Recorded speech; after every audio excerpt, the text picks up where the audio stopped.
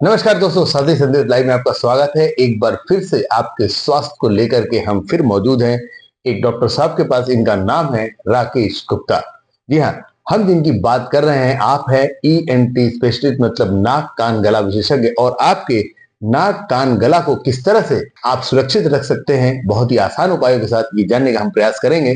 Doctor साहब का बता दें, इनका जो क्लिनिक है ये रायपुर में है और बहुत ही अच्छे तरीके से एक कुशल डॉक्टर हैं ये, और बहुत ही अच्छी तरीके से अपने मरीजों के नाक कान गले का इलाज करते हैं। डॉक्टर साहब, आपका बहुत बहुत स्वागत है। नमस्कार जी। डॉक्टर साहब, सबसे पहला सवाल, नाक कान गला ये काफी सेंसिटिव चीजें हैं। हम छुटपन की ओर चलते हैं। बचपन में बहरापन, जो बच्चे आते हैं जो सुन नहीं पाते हैं, सबसे पहले तो उनको परखना बड़ा मुश्किल है। कैसे हम पता लगाएं कि वो नहीं सुन पा रहे हैं? देखिए, जन्मजात बहरापन बहुत कॉमन है और इसकी पहचान भी बहुत आसान है। कुछ कैटेगरी के बच्चे जो जन्मजात बहरापन हो सकता है, सबसे पहले तो माता पिता के खून में बदलाव होना या एबीओ कॉम्पैटिबिलिटी बोलते हैं इसको, ताकि जो अलग अलग ब्लड ग्रुप के माता पिता होते हैं उनमें होता है RH पॉजिटिव और निगेटिव, वो आपके स्त्री रोग विशेषज्ञ बताएंगी। कुछ प्रकार के इन्फेक्शन होते हैं जो गर्भावस्था के दौरान माताओं को होते हैं, या जन्मजात पीलिया होता है जिन बच्चों को, उनको, या फिर बच्चा सीरियस हो जाए, बच्चा कम वजन का पैदा हो। ये सब हाई रिस्क कैटेगरी है, 4-5 प्रकार की, जिसमें हम मानते हैं कि इस बच्चे को जन्मजात बहरापन होने की संभावना है। और ऐसे बच्चों को शिशु रोग विशेषज्ञ अक्सर ये कहते हैं कि जन्म के बाद ही तुरंत जल्दी से जल्दी बहरेपन की जांच करा लें, जिसको हम लोग ऑटो एकॉस्टिक एमिशन बोलते हैं या बैरा टेस्ट बोलते हैं। ये कान नाक गला विशेषज्ञों की क्लिनिक में होता है। इससे बहुत कम उम्र में या नवजात बच्चे में पता लगा सकते हैं कि बच्चा के बहरे होने की संभावना है और आगे एक विशेष प्रकार की केयर या लालन पालन या श्रवण यंत्र की जरूरत पड़ेगी, ताकि बच्चा कम उम्र में ही बोलना सीखे या उसको सुनने की सहायता मिलने से वो सामान्य बच्चे जैसा रह सके। ये आधुनिक टेस्ट हैं, शहरों में अमूमन सभी शहरों में छत्तीसगढ़ के अवेलेबल है, और मुझे लगता है हाई रिस्क बच्चों में ये टेस्ट हो जाने चाहिए, ताकि हम उस बच्चे की केयर उस प्रकार से कर सकें कि उसको जन्मजात बहरापन है। सर, ये तो सुनने वाली बात हुई। सुनने की बात, बोलने वाली बात पे आते हैं। कई बार ऐसा होता है कि बच्चों को गले में कुछ ऐसे इन्फेक्शन होते हैं जन्म के ही समय, तो बच्चा या तो बहुत लेट बोलना सीखता है या बोलता ही नहीं है, कुछ अजीब से शब्दों का प्रयोग करता है। तो ये इसका कारण बताएंगे सर, क्या इलाज है? देखिए, जिनको बहरापन है वो बोलना भी बहुत देर से सीखते हैं, और सुनने की जो प्रक्रिया है उसका सीधा संबंध बोलने या भाषा सीखने से होती है। जो बच्चा नहीं बोल पा रहा है या बोलना नहीं सीख रहा है, 6 से 8 महीने के बाद यदि सिंगल वर्ड नहीं बोलना सीख रहा है, तो ये समझना बहुत जरूरी है कि उसका मूल कारण कान में है। और बच्चा इसलिए नहीं बोल पा रहा है क्योंकि वो भाषा का विकास आसपास के वातावरण से ध्वनि सुनकर नहीं कर पा रहा है।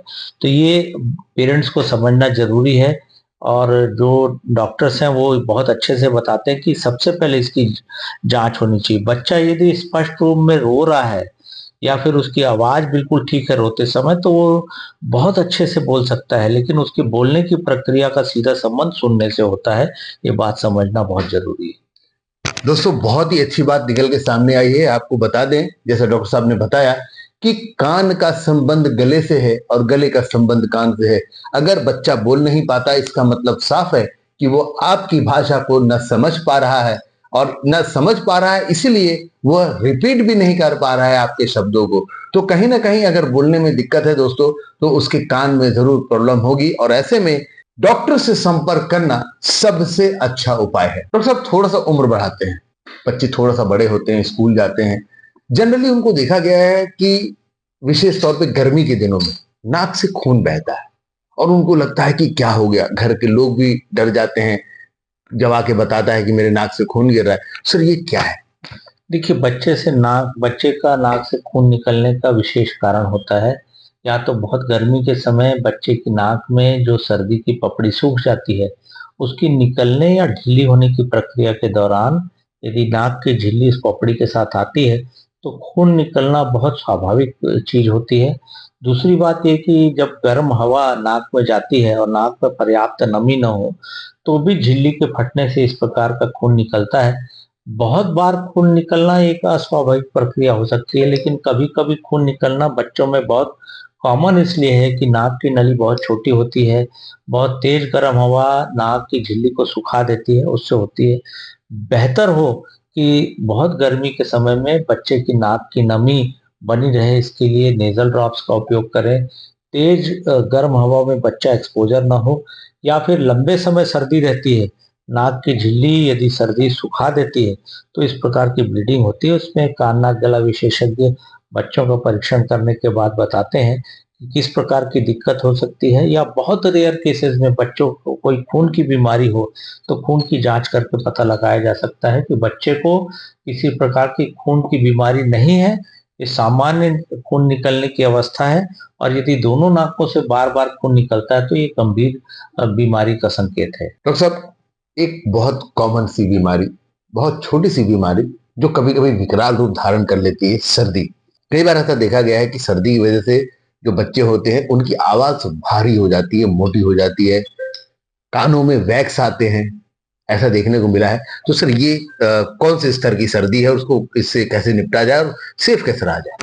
देखिए, सामान्यतः ये माना जाता है कि साल में 3 बार सामान्य प्रकार की सर्दी, जिसको इन्फ्लुएंजा कहते हैं या वायरल इन्फेक्शन कहते हैं, मौसम के परिवर्तन के साथ बहुत स्वाभाविक होती है, और खासकर उन इलाकों में ज़्यादा होती है जहाँ पर प्रदूषण बहुत ज़्यादा है।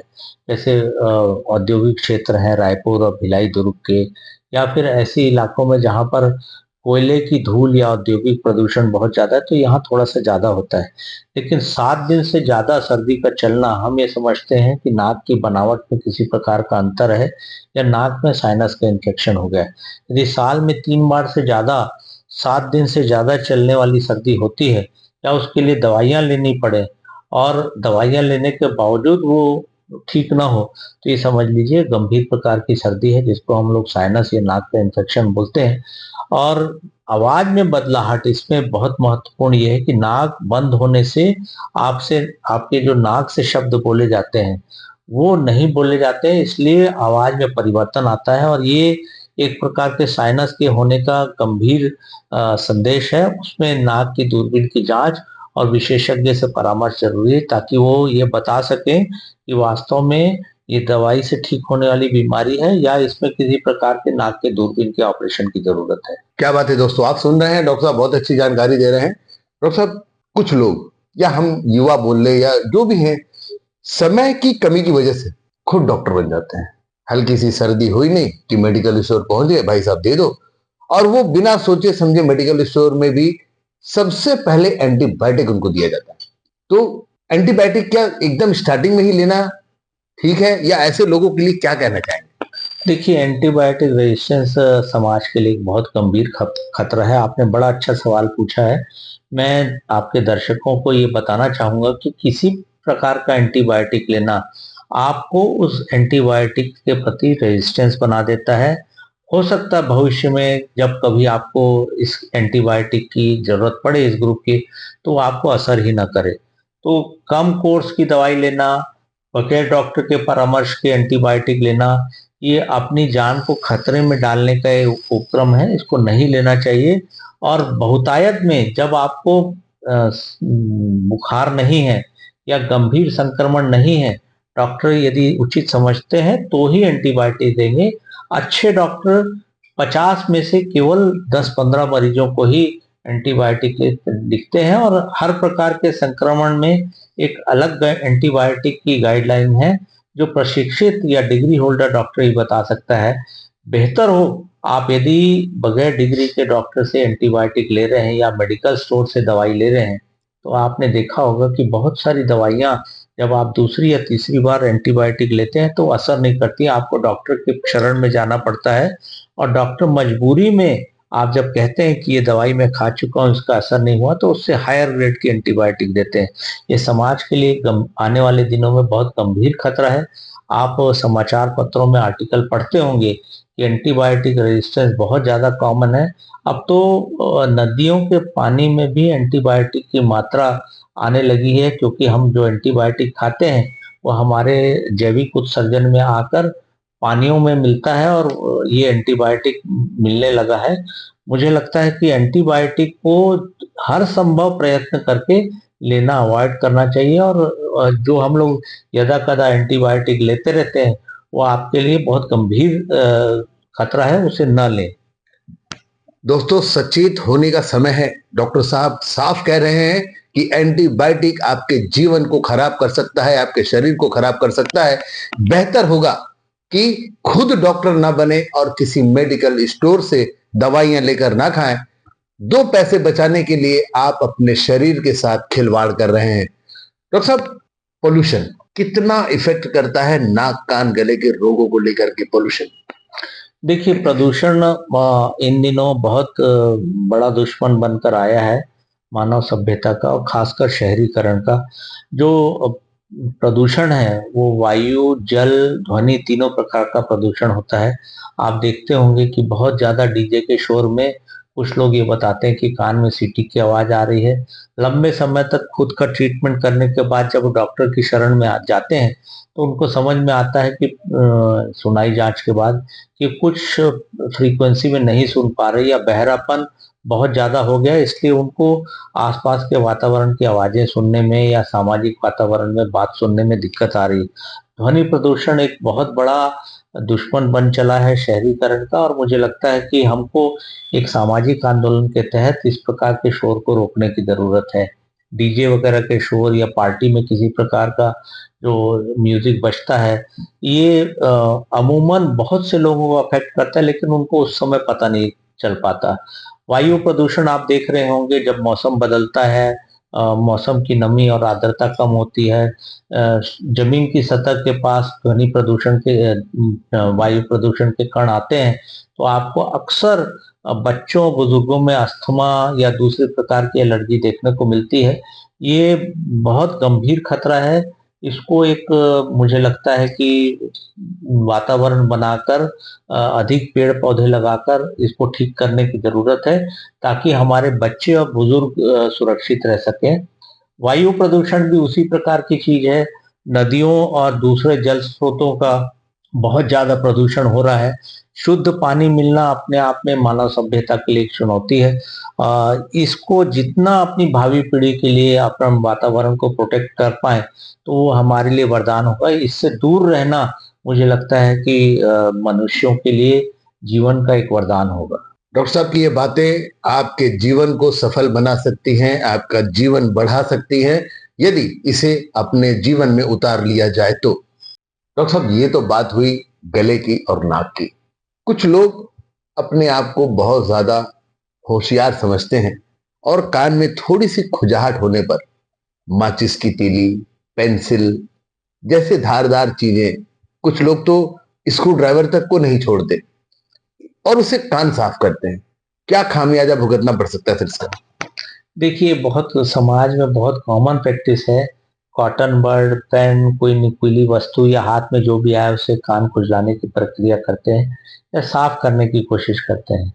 कान की चमड़ी बहुत महीन होती है, आप उसको खुजलाएंगे तो बार बार घाव बनते हैं, और बहुत ज़्यादा यदि खुजलाने की प्रक्रिया हो, चाहे वो कॉटन बड हो, उससे बहुत हल्के रोए जो कान के अंदर होते हैं उसमें चोट पहुंचती है। बहुत आसानी से उसमें फुंसियां बन जाती हैं, कान में दर्द होता है, और इस प्रकार की चोट पहुंचने से कान में गंभीर संक्रमण का खतरा रहता है, खासकर ऐसे मरीजों में जो डायबिटीज के शिकार हो या किसी प्रकार का उनका इम्यून सिस्टम कमजोर हो। और बेहतर है कि आप उसको कान को न खुजलाएं, साफ करने की भी प्रक्रिया न करें, क्योंकि हम जब खाना खाते हैं और बात करते हैं तो कान के जो बाल होते हैं उसमें जमा हुआ मैल या तरल पदार्थ है वो अपने आप कान से बाहर होता है। आपके कान और आंख मानव अंग के स्वतः साफ होने वाले अंग हैं। हम जब पलक झपकाते हैं तो आंख साफ होती है, और जब कान बात करते हैं या फिर खाना खाते हैं तो कान की जो हिलने की प्रक्रिया होती है जबड़े के माध्यम से, उससे कान साफ होता है। तो इस प्रकार का किसी प्रकार का शक करना कि कान के अंदर मैल हो जाती है, ये अपने आप में एक मिथ है, इससे बचना चाहिए। और यदि आपको कान साफ ही करना है तो हर 6 महीने या साल में 10 दिन के लिए कान में घुलने वाली दवाइयाँ मिलती हैं, आप उसको 5-7 दिन के लिए डाल लीजिए, मैल अपने आप घुल जाता है। 1000 में से किसी एक व्यक्ति का कान, जिसके कान में बहुत ज़्यादा बाल हैं, उसमें मैल जमने की प्रक्रिया होती है। बाकी सभी मनुष्यों का या जिनके भी कान हैं, कान स्वतः साफ होने वाली नलकी है, प्राकृतिक रूप से भगवान की बनाई हुई ऐसी प्रक्रिया है। कृपया कान को खुद से साफ मत करें, इससे कान को नुकसान होने का खतरा ज़्यादा रहता है। दोस्तों, प्रकृति जो भी चीज बनाती है उसकी सारी व्यवस्था वो खुद बनाती है। इसी प्रकार डॉक्टर साहब जैसा बता रहे हैं कि प्रकृति ने हमें कान दिए हैं, तो कान के सफाई की व्यवस्था भी उसके साथ साथ पूरा सिस्टम बना करके दिया गया है। तो हमें खुद डॉक्टर नहीं बनना चाहिए और हमें प्रकृति के साथ और अपने शरीर के साथ खिलवाड़ नहीं करना चाहिए। इससे बचना बहुत जरूरी है। डॉक्टर साहब, बात कान की चल रही है। कान के बहुत सारी चीजें ऐसी हैं जो सुन करके बहुत घबराहट होती है, जैसे कान से लगातार मवाद बहना, कान के पर्दे में सुराख हो जाना, बहरापन हो जाना। बहुत घबराहट होती है और एक आम इंसान को अगर पता चलता है कि ऐसी कोई दिक्कत हो गई है तो वो परेशान हो जाता है, उससे कुछ समझ में नहीं आता। सर, इसके लिए क्या कहना चाहेंगे हमारे दर्शकों को? देखिए, कान के पर्दे में सुराख, कान के पर्दे में इन्फेक्शन के कारण बहरापन, ये बहुत कॉमन बीमारी है और अमूमन जो सामान्य वर्ग के आयु आयु वर्ग के मरीज होते हैं, उनमें करीब 10% लोगों को इस प्रकार के बहरेपन की शिकायत होती है, जिनके कान कभी बहे हों। पर्दे से मवाद आना बंद हो गया है, लेकिन फिर भी पर्दे में सुराख बने रहने के कारण सुनने में कमी होती है। विशेषज्ञ डॉक्टर इसका परीक्षण करके, सुनाई की जांच करके और अन्य आवश्यक जो जांच, एक्सरे और खून की जांच करके बहुत सफल सर्जरी कर सकते हैं, ताकि आपको किसी प्रकार की दिक्कत न हो। पर्दा लगाने की प्रक्रिया, कान में हड्डी संक्रमण के कारण हड्डी गलने की प्रक्रिया के बड़े सफल ऑपरेशन है। अमूमन छत्तीसगढ़ के हर शहर में ये ऑपरेशन हमारे विशेषज्ञ कर रहे हैं। इसका सफलता का प्रतिशत भी 90-95% से ऊपर है और ये सफल ऑपरेशन हो जाने से सुनाई भी बहुत अच्छा हो जाता है, कान भी हमेशा जीवन भर के लिए सुरक्षित हो जाता है। और जिन लोगों को ये ऑपरेशन कराने होते हैं, ये आयुष्मान में इसका पैकेज उपलब्ध है और बहुत आसानी से ये ऑपरेशन करीब-करीब सभी अस्पतालों में, जहां आयुष्मान चिन्हित अस्पताल है, ये होते हैं और बड़े सफल ऑपरेशन होते हैं। मुझे लगता है कि जो सर्जिकल प्रक्रिया कान, नाक, गले के विशेषज्ञों द्वारा होती है, इसमें सफलतम प्रतिशत का दर है कान के ऑपरेशन। मुझे लगता है कि जिनको भी बहरेपन की शिकायत है या पूर्व में कभी कान बह रहा हो, परीक्षण करके ये माइक्रो सर्जरी की प्रक्रिया करवानी चाहिए। मुझे लगता है कि सरकार द्वारा आयुष्मान पैकेज उपलब्ध है, तो बहुत लोग इसका ऑपरेशन कराते हैं और सफल भी होता है। क्या बात है दोस्तों, बहुत ही अच्छी जानकारी आप सभी के लिए उपलब्ध हुई है। और डॉक्टर साहब का साफ कहना है कि अपने नाक, कान, गले का विशेष ख्याल रखना बहुत जरूरी है और खुद डॉक्टर कभी ना बने। डॉक्टर साहब, बहुत बहुत धन्यवाद। हमारे दर्शकों को बहुत ही बेहतरीन जानकारी आपने उपलब्ध कराई है, आपका बहुत बहुत धन्यवाद। जी, मुझे भी आपसे बातचीत करके अच्छा लगा। इसमें देखिए, सबसे महत्वपूर्ण बात यह है कि आपके गले की केयर करने के लिए, खासकर वो लोग जो प्रोफेशनल वॉइस यूज़र हैं, जिनको अपनी दिनचर्या बोलने के माध्यम से करनी है, जो जैसे आप अनाउंसर हैं, शास्त्रीय गायन में भाग लेने वाले लोग हैं, टीचर्स हैं, उनको बहुत गर्म और बहुत ठंडा खाने से परहेज़ करना चाहिए किसी भी मौसम से।